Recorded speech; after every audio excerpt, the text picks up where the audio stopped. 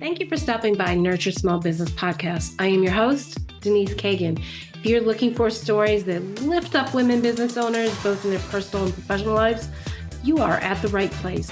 As always, if you like what you hear on today's podcast, please share it. You have my gratitude for doing so. Today's guest is a friend, a client, a thought leader. She's the founder of Nonprofitability, a business that elevates nonprofits and faith-based organizations through program design and identifying funding opportunities. And if that isn't enough to fill one's plate, she also is the founder of Dress for Success Central Virginia, an affiliate of the international organization that you all have heard of before. It empowers women to achieve economic independence by providing a network of support, professional attire, and the development tools to help women thrive in work and in life.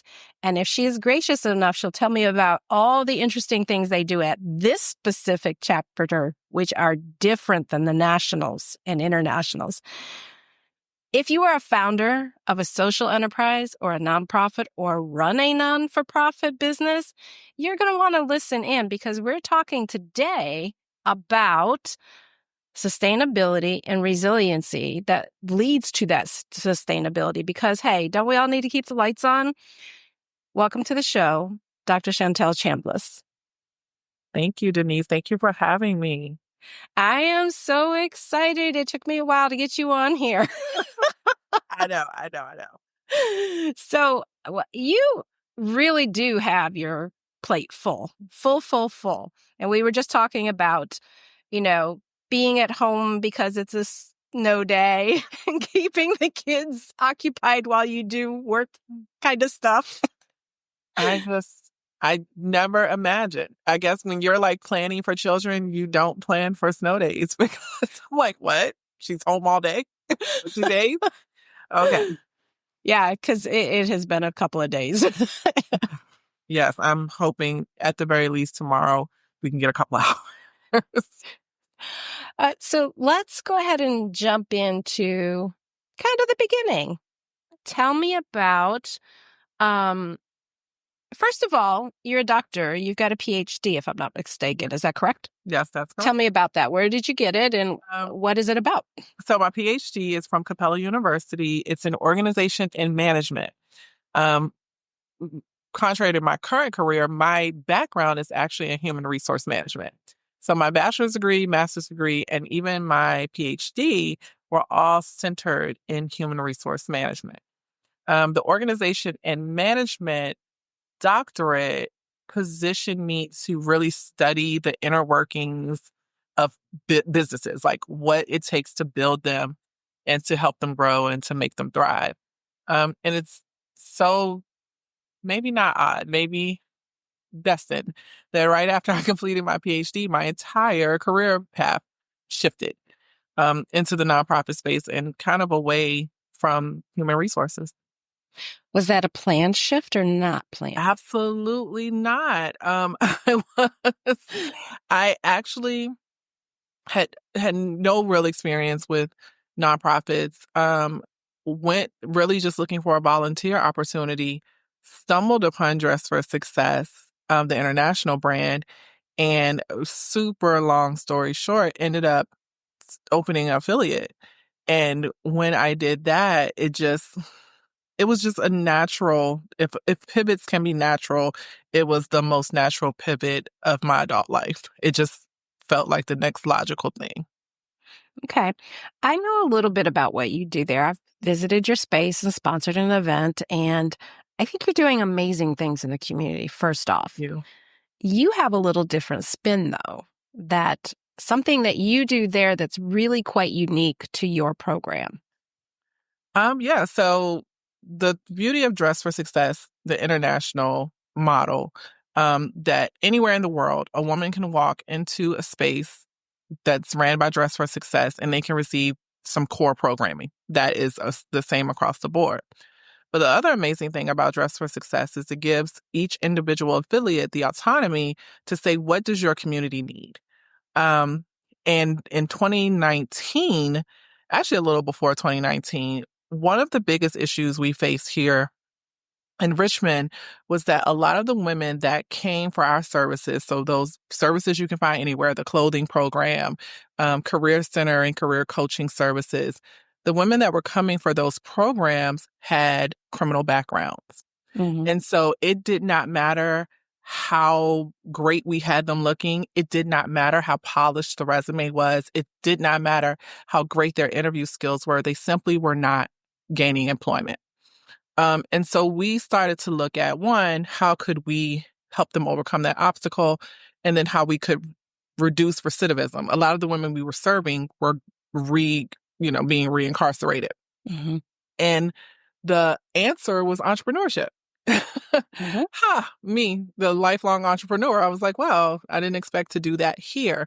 And so we ended up creating an entrepreneurship academy that initially was for women with criminal backgrounds to help them create their own income, right? Mm-hmm. Since 2019, we've expanded it. And Denise, I don't even think I've talked to you. We actually piloted our program on the international level this past summer. And so now 12 Dress for Success affiliates, including Central Virginia, are implementing this entrepreneurship training. So we are That is big time. amazing. Yeah, we did a 12-week cohort that I led, and was in Dress for Success Central Virginia. Women participated as part of a national cohort with 12 Dress for Successes from around the country. And then we brought all the women here to Richmond in December. One of the unique things about our entrepreneurship program is that we make investments into these women's businesses once they finish the cohort. This time we did that nationally. We had 12 women were selected from each of the cities to come to Richmond. They did a live pitch competition. They had some additional hands-on training, and they won money. This time around, all of them won money to invest in their businesses. So we are actually scaling the entrepreneurship program in that aspect. And then we are looking to expand the local program to include post-cohort support where we're helping them with marketing, branding, and things of that nature. So it's, we're still Dressed for Success. We still provide clothes. We still have a full boutique that's accessible to any woman that needs clothing. But in particular, we are really trying to advance entrepreneurship from our affiliate. And that's all about creating community and giving women the opportunity to have their own income. Because as I understood it, you said they had a criminal background, but there were things like, when you and I spoke, it's like bad checks or something that's not hardened criminals, but they weren't getting hired. We've done research that suggests that a man who commits a violent crime would have an easier time gaining employment than a woman who's committed a crime of trust, which is what a majority of the women who are sitting in our correctional facilities now have done. There's embezzlement, there's fraud, there's, bad check writing or things like that. They're typically crimes of trust. The problem with crimes of trust is society does not want to trust you with anything, even after you have repaid your debt to society. And so it really puts these women in a place of, well, if I can't go earn money legally, I have to survive, right? You have women coming home from prison that want to reunite with their children. They want to have their own place to live. They want to have vehicles, access to healthcare, and the list goes on. How do we expect them to do that if we do not give them an opportunity to regain society's trust? And so one way to do that is entrepreneurship, creating a solution to a problem and delivering it in excellence. And that's what we are teaching the women we serve to do. I've met some of the women who have come through the program. I know there's a fitness trainer and a personal stylist. Yeah, we have a personal stylist. Yeah. She was 2 cohorts ago. She was our first place winner. She specializes in plus size women. So she's very size inclusive, very innovative. She's been doing some amazing events with styling and shop swaps and things like that, which promotes sustainability because it gives clothes, you're repurposing attire.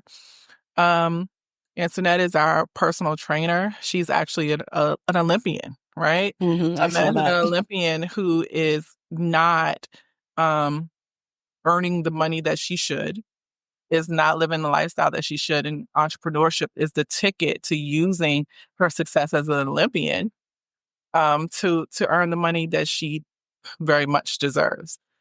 In this last cohort, we had an artist who's using art as therapy for dementia patients. We have a young lady who's opening a home for children aging out of foster care. Oh my goodness. We have a young lady who's opening counseling services for people who have been in abusive relationships and try to get help through their faith-based organizations and were shunned. It's amazing, Denise. Like, it's You're getting a lot of social enterprises coming out of a this from what lot I of social see. enterprises, yes. And not necessarily nonprofits, but we're leaning more towards social enterprises. I'm working to try to get us some B Corp experts so that we can lean into that lane. And so it's just amazing what underrepresented women have to offer to our community. You're like glowing right now as you're talking about it. It makes me so happy. It makes me so happy. Like, I can't believe I get to do this work. I love that you said, I get to do this work. I use that phrase when I talk about going to pick up my granddaughter on Fridays. I get to go pick her up. I chose to do it. I don't have to do it. But when anybody says I get to, that's really something that's in their heart. And I can tell that about you with this kind of work. Absolutely. Let's switch lanes just a little bit. So you also are a business owner. Yeah. So you run Dress for Success, this amazing entrepreneurship program, and you own a business. And you have a 4-year-old. I have a 4-year-old, and actually have a few businesses. I have a property. Wait a minute. How many did you say? Well, a few after. Well, Dress for Success. I count Dress for Success.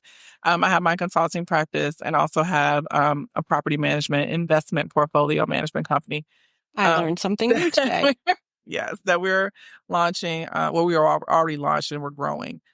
But my other full-time job, in addition to mom, is running Nonprofitability, which is my nonprofit consulting firm. Quick story, no one knows, is that Nonprofitability used to be called Project Personnel.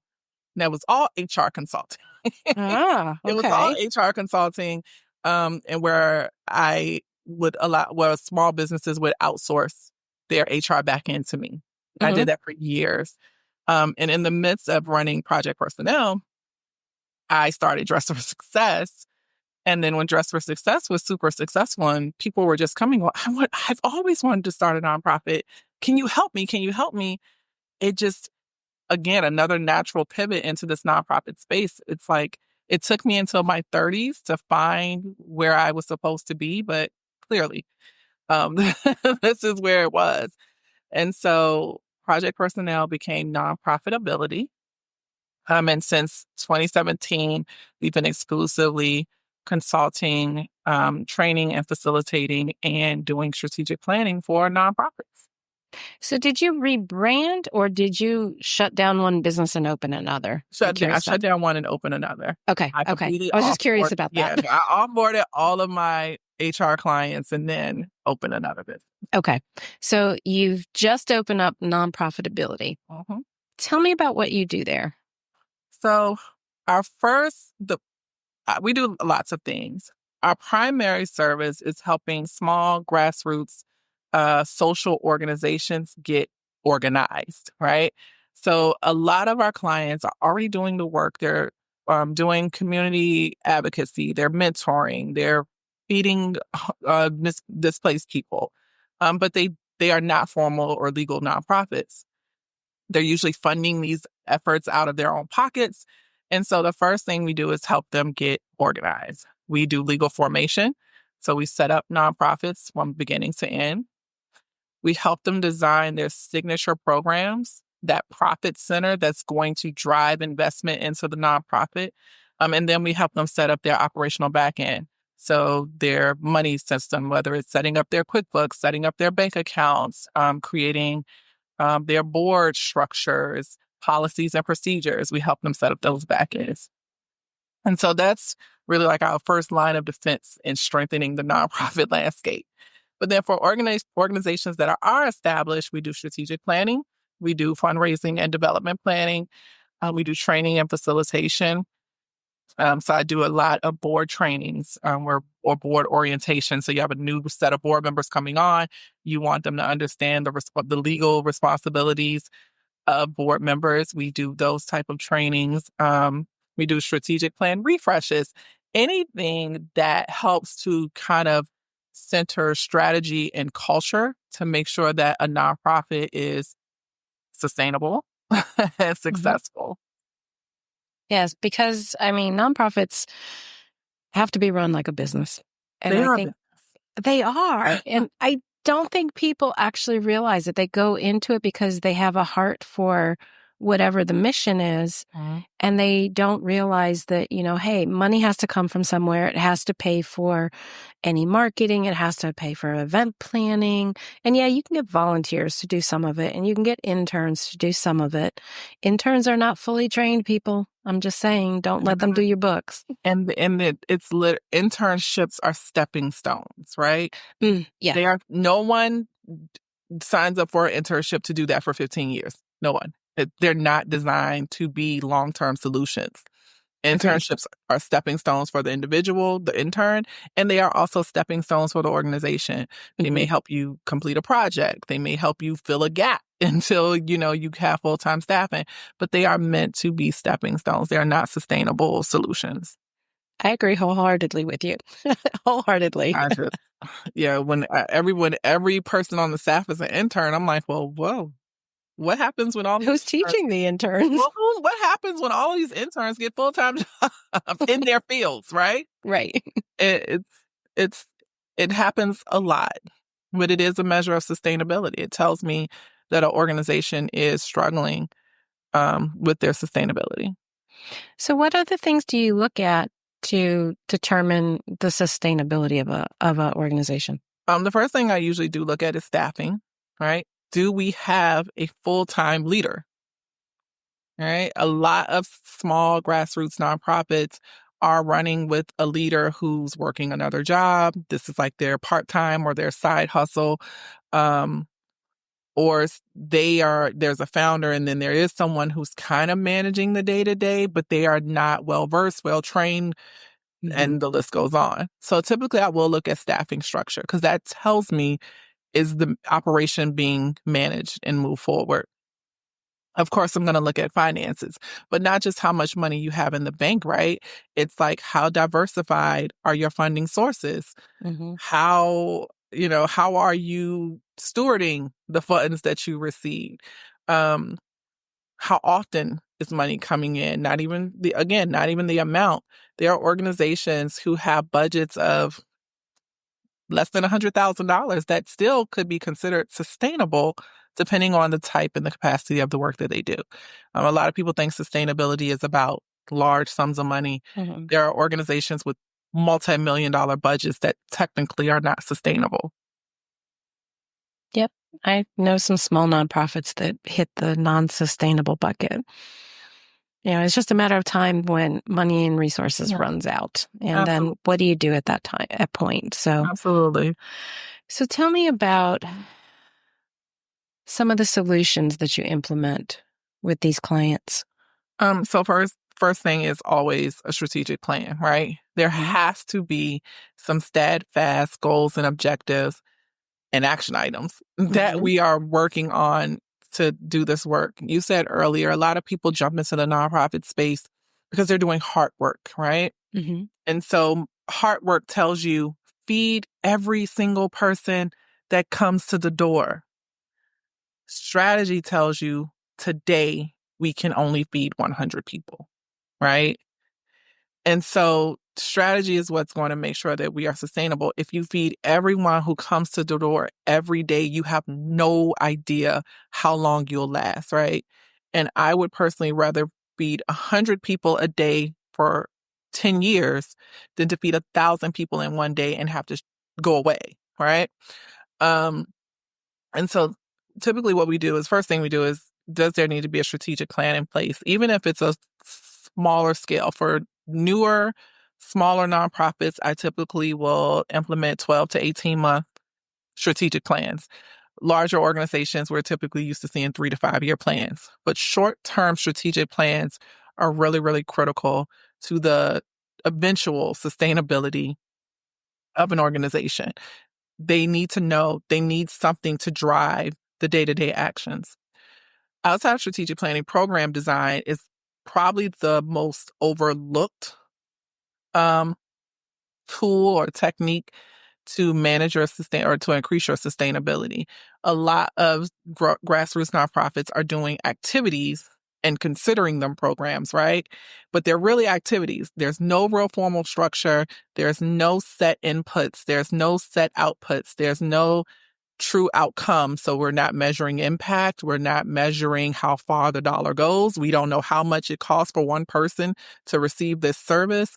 A program formalizes those activities and tells us, here's exactly what we need to make this happen. Here's exactly what we can put out if we have all the resources that we need. Here's the impact that it's going to make on this community, right? If we're able to take 25 kids in for after school programs, that impacts 25 children directly, but it indirectly impacts like 100 plus people, because now parents can stay at work longer. Employers can keep people at work. These kids are off the street. Teachers can go home or whatever, right?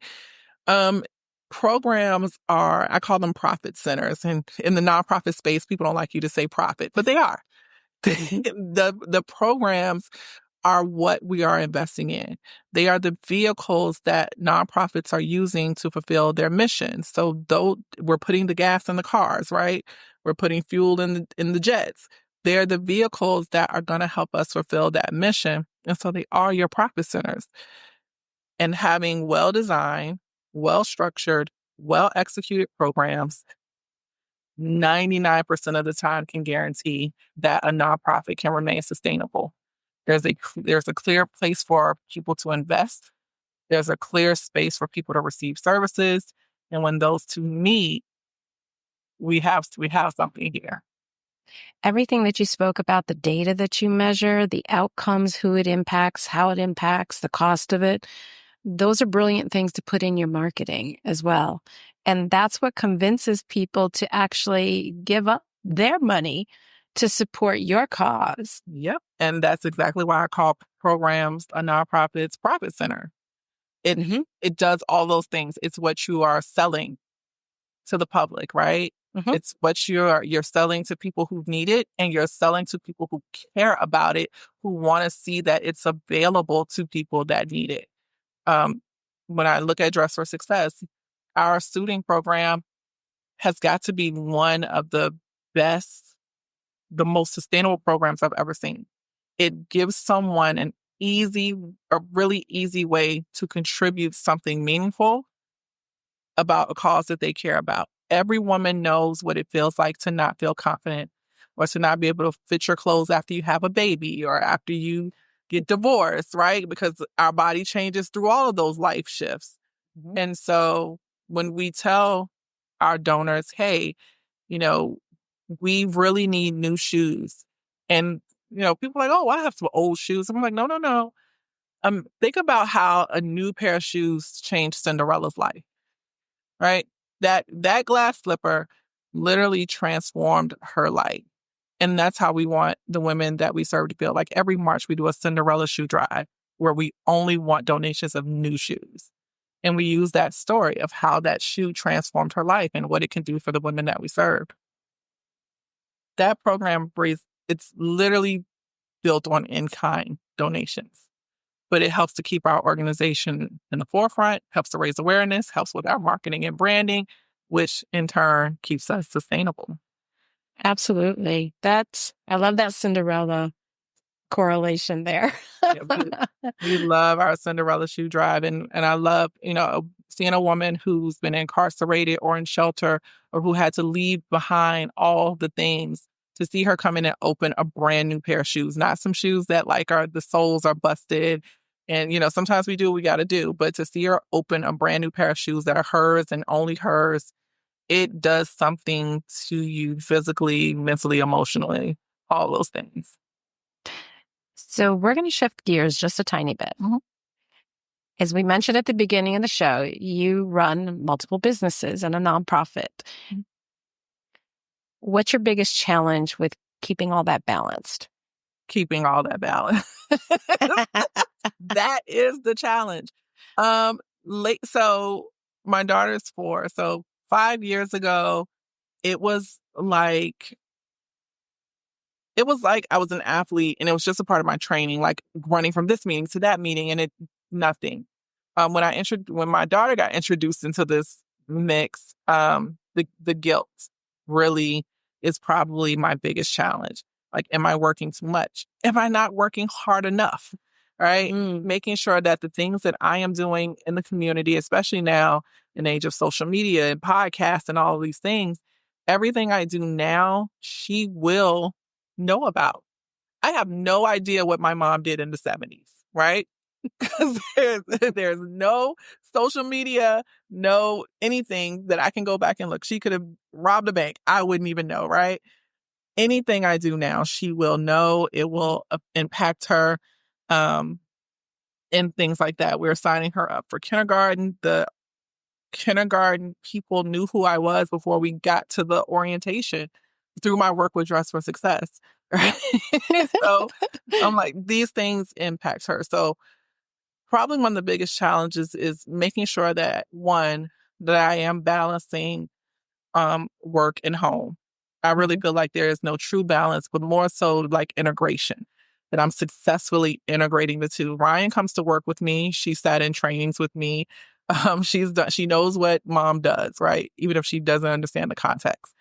Um, but then also making sure that the work that I'm doing is something that she would be proud of when she's 40. When she's 40 and, somebody does a throwback Thursday on social media and it's me today, that she would be really proud of what she sees. So making sure that my work is meaningful, which gets hard because you want to raise awareness for your brands. I want to I want to be on social media, contributing my 2 cents to heated discussions and things like that. But I have to make sure that I'm balancing my role as mom, community leader, business owner, and all of those things. So that trying to make sure I'm creating a healthy balance for not just myself, but for her and future her. It's a little challenging.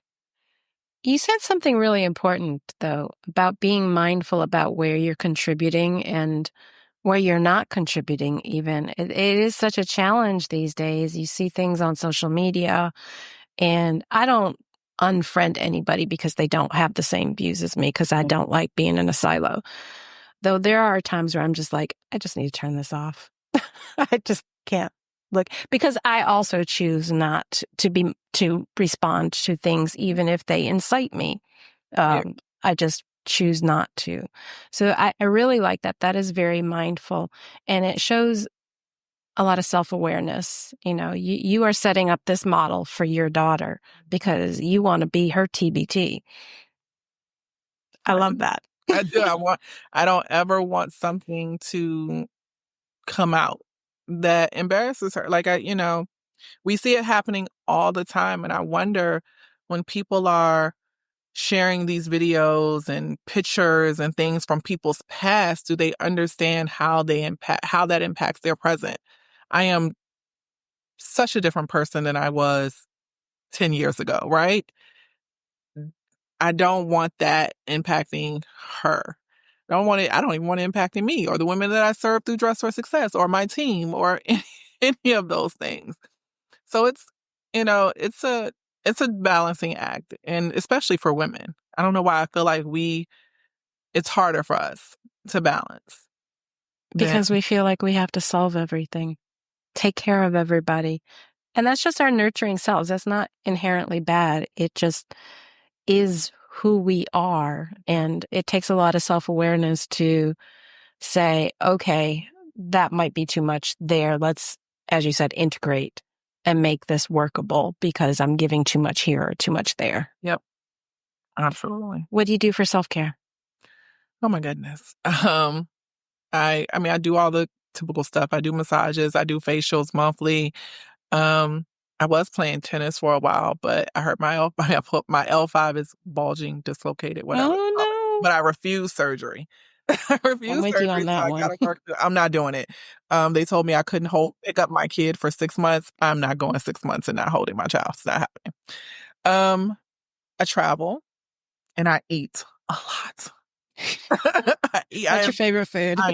My favorite cuisine is Korean. I love Korean food. They could put anything on the table at a Korean restaurant, I'm probably going to eat it. Followed very closely by Italian food. I will eat any any pasta you put in front of me with just about any sauce. I've like went to Stella's and gotten like one dish of pasta with like three sauces on it. I'm like, this is Uh, ridiculous.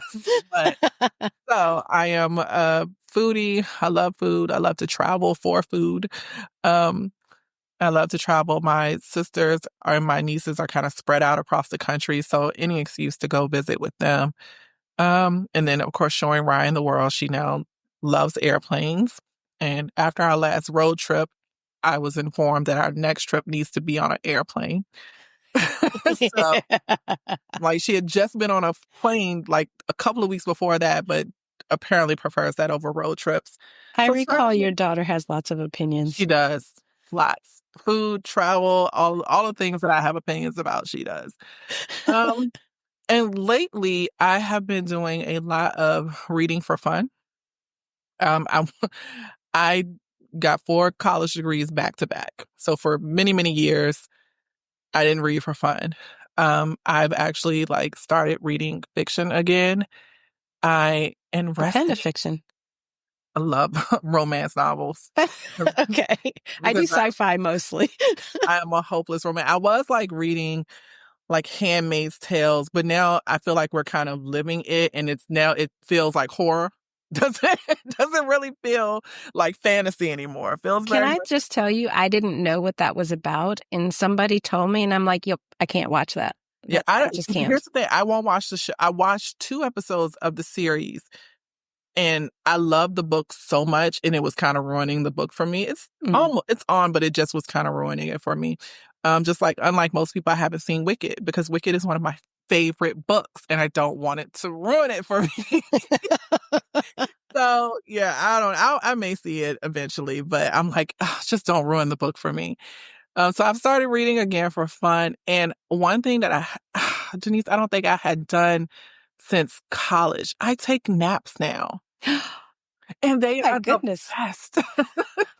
I See, that's literally, part of why didn't you say that was self-care? that's the It self-care. sure Like is. I will crawl up in that bed with a book and I'll read until my eyes get heavy and I'll take a nap. And that can be at 11 a.m. on a Friday. And that's, if I don't have any meetings, I've stopped creating work where there is none. That's probably been my biggest form of self-care.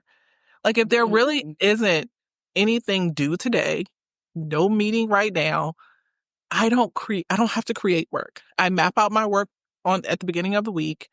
If I get it done and there's blocks of time, I take that time.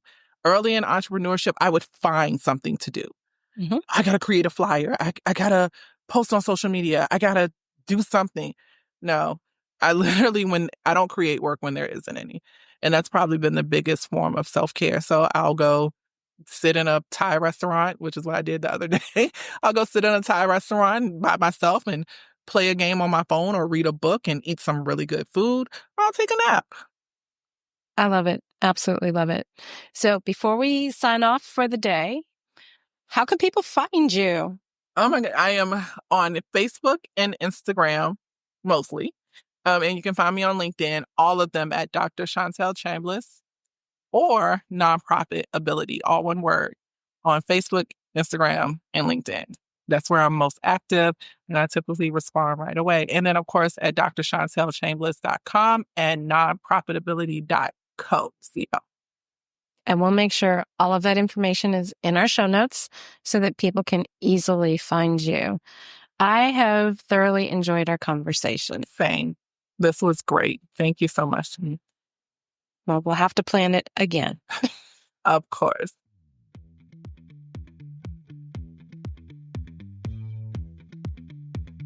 Thank you for joining me for today's podcast, where I focus on women in business and how we can be allies to one another.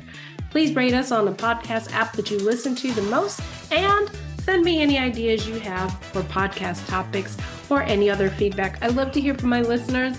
You can reach me at Denise@dcavirtual.com.